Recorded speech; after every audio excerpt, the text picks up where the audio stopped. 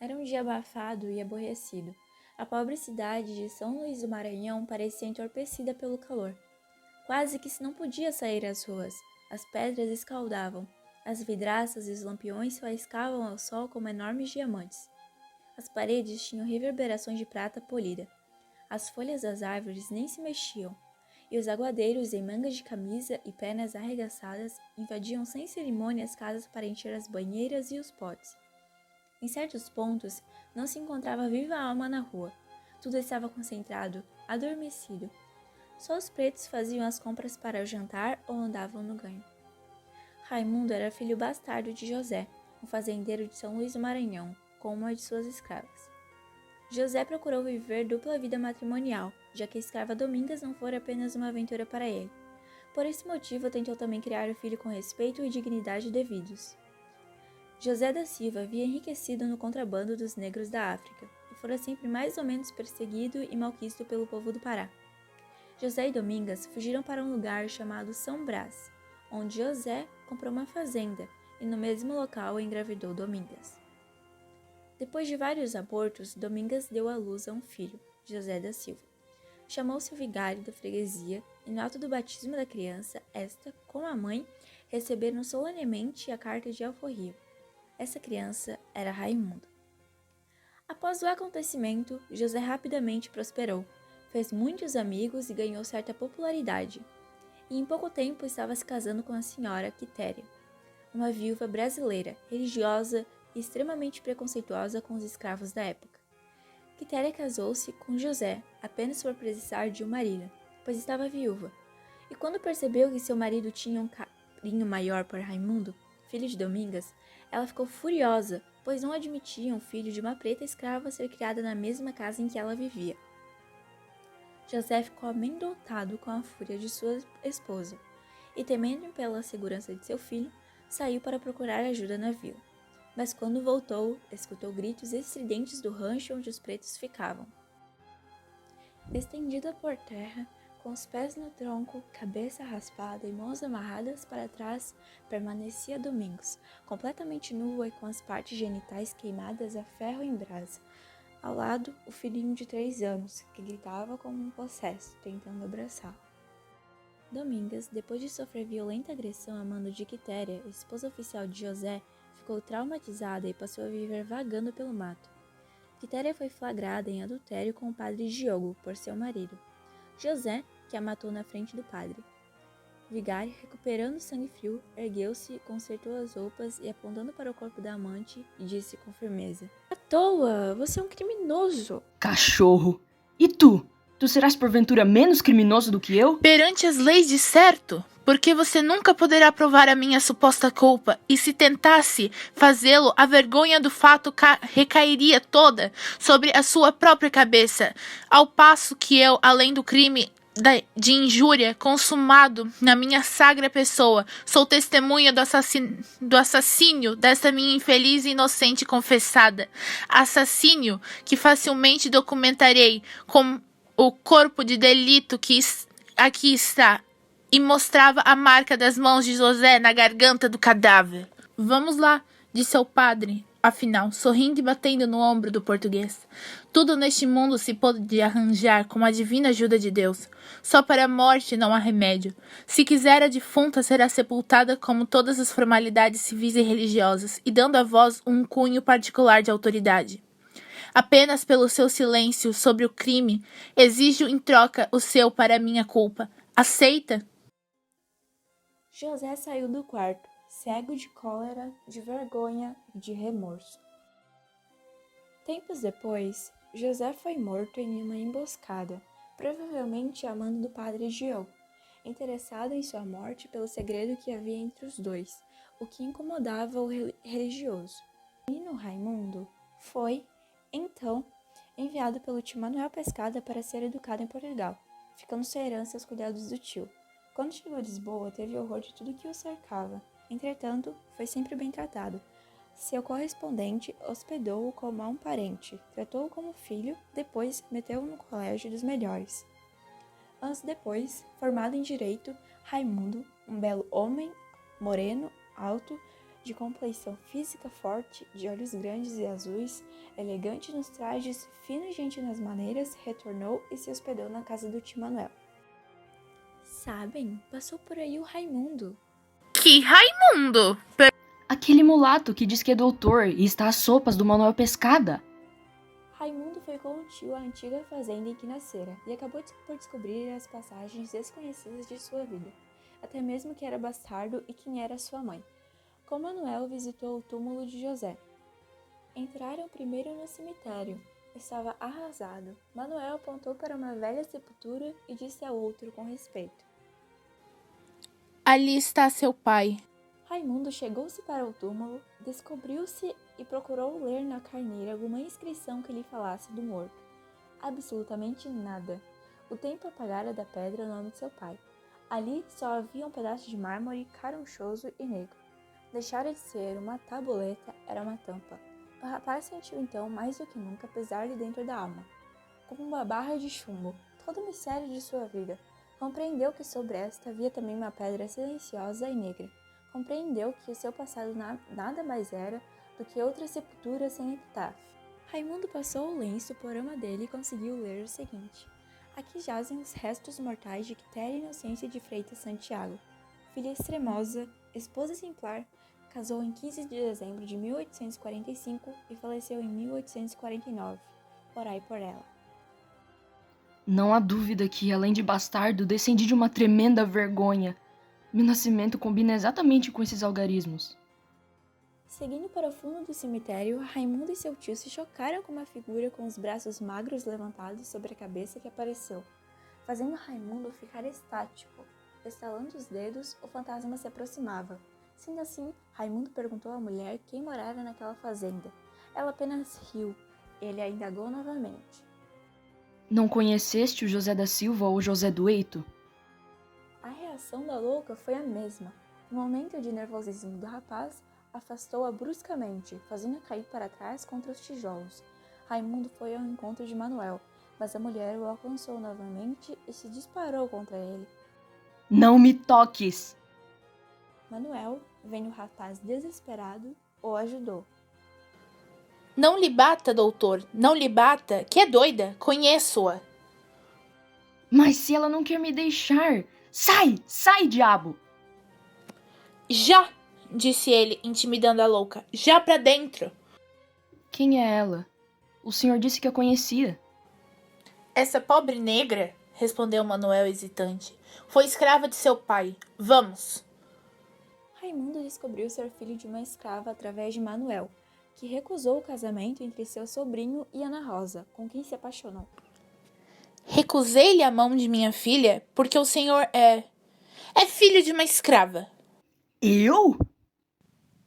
O senhor é um homem de cor. Infelizmente, esta é a verdade. Mas que fim levou minha mãe? A minha verdadeira mãe. Mataram-na? Venderam-na? O que fizeram com ela? Nada disso. Soube ainda há pouco que está viva. É aquela pobre idiota de São Brás. Apenas um pensamento rondava a mente de Raimundo, que era mulato. Agora tudo fazia sentido. Isso explicava a grande rejeição que sofria. Raimundo, com muita melancolia, voltou para casa e se trancou em seu quarto, relembrando as palavras de Manuel. Recusei-lhe a mão de minha filha porque o senhor é filho de uma escrava. O senhor é um homem de cor. O senhor foi forro à pia. E aqui ninguém o ignora. O senhor não imagina o que é por cá a prevenção contra os mulatos. O moço levantou-se da cadeira onde tinha se sentado e ficou indignado com aquilo que seu tio havia lhe dito, porque ele não tinha nada a ver com isso, apenas foi atrás de seus negócios pecuniários.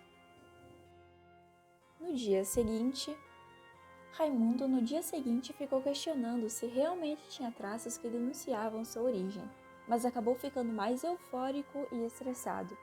Ana Rosa, no andar de baixo, ouvia seu pai lhe dando uma lição, pois não concordava com o amor dela por Raimundo. Enfim, dizia tu, já não és uma criança, e bem podes julgar o que te fica bem e o que te fica mal. Há por aí muitos rapazes decentes, de boa família, e nos casos fazer-te feliz. Vamos, não quero ver esse rostinho triste.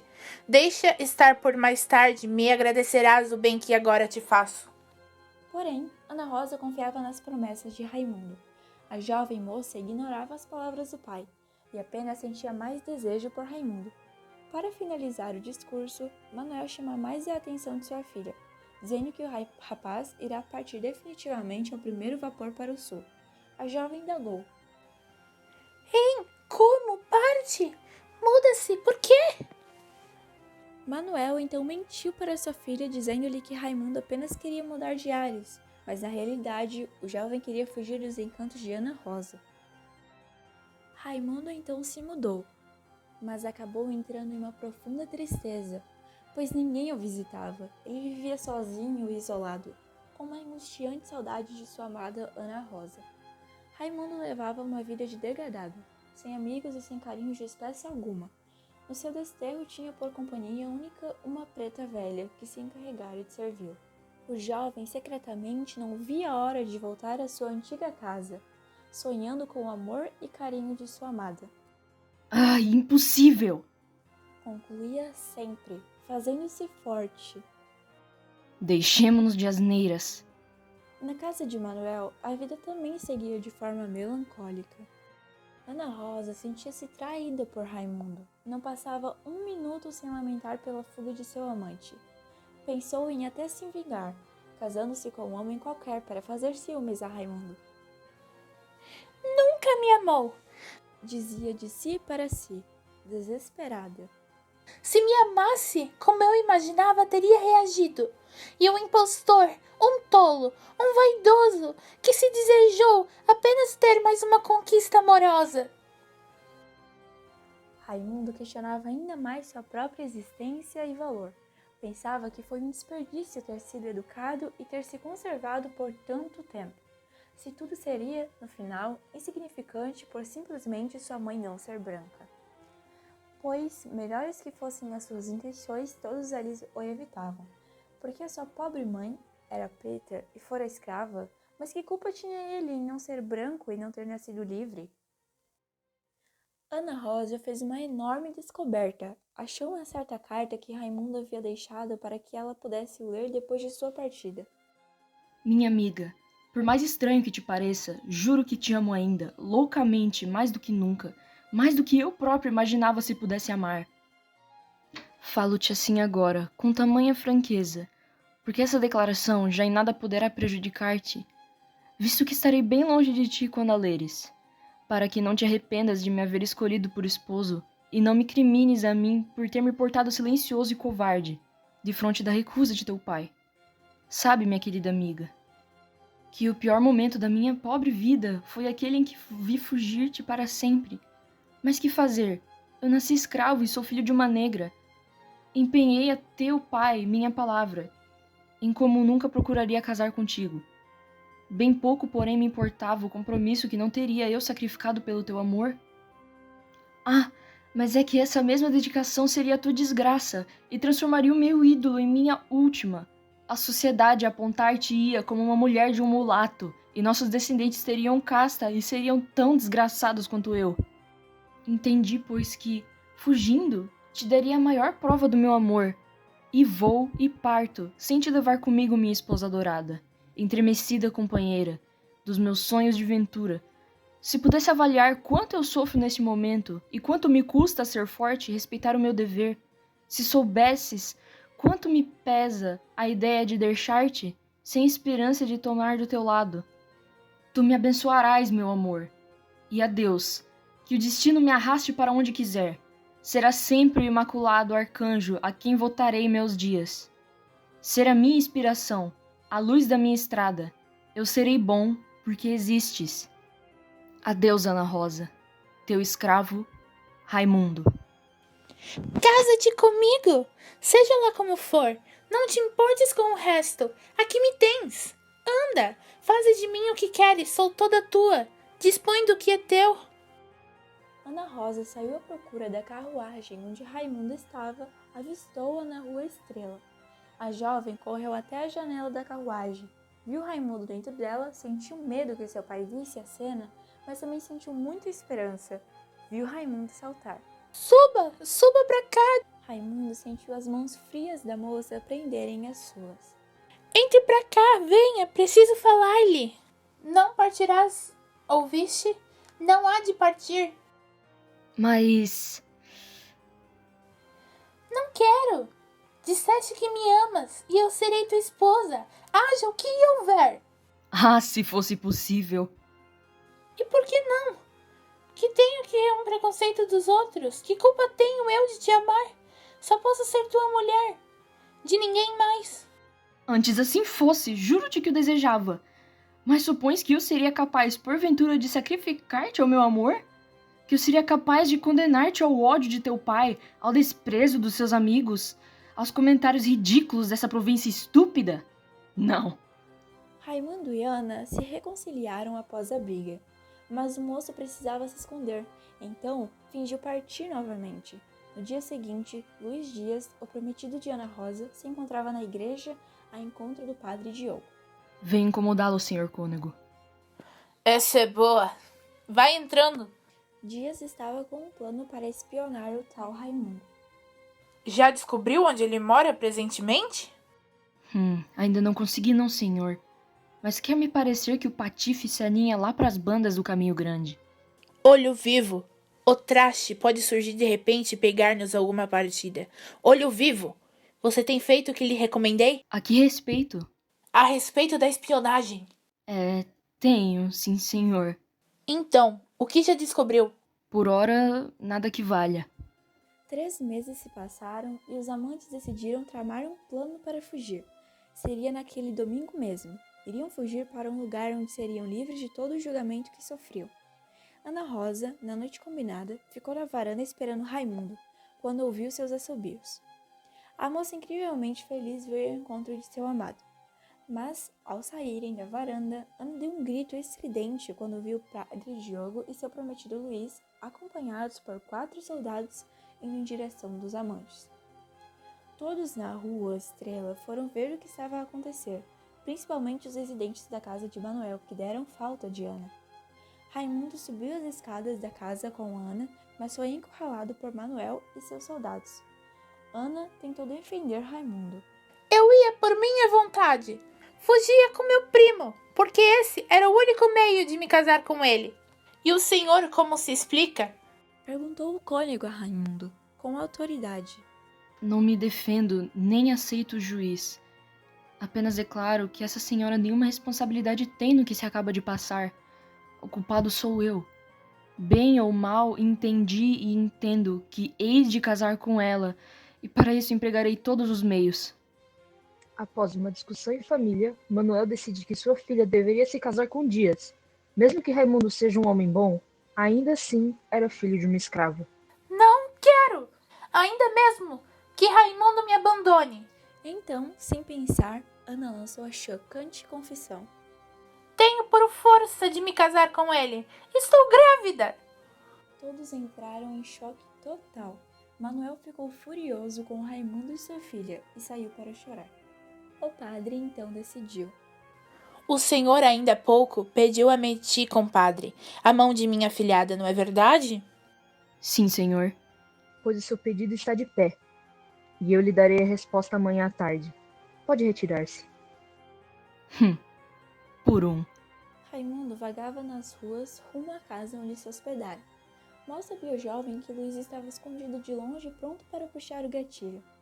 Dias fechou os olhos e concentrou toda a energia no dedo que devia puxar o gatilho. A bala partiu e Raimundo, com um gemido, prostrou-se contra a parede. No dia seguinte, todos estavam extremamente tristes pela morte de Raimundo. Ana Rosa ficou arrasada e doente, e por muito estresse, abortou seu filho. 4 anos depois de 4 anos casados, Dias e Ana Rosa tiveram 3 filhos, e naquela noite estavam festejando junto a vários outros casais que ali se encontravam. Ana Rosa estava, por fim, novamente feliz e apaixonada, e Raimundo foi deixado apenas para trás, com uma memória distante da moça chamada Ana Rosa. Fim.